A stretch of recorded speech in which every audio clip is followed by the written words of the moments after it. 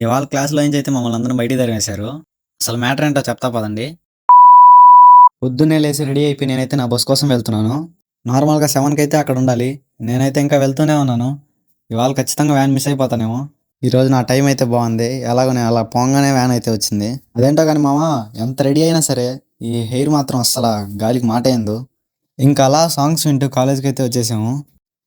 ఇవాళ 10 మినిట్స్ ముందే కాలేజ్‌కి అయితే వచ్చేసాము. అబ్బా!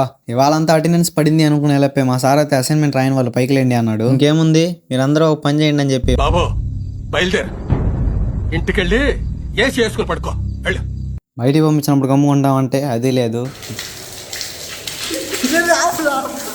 ఇటు తిరుగుతా ఉన్నాము. ఇంకెలాగో నెక్స్ట్ పీరియడ్ ఖాళీ అని చెప్పి మేమైతే బయటే ఉన్నాం.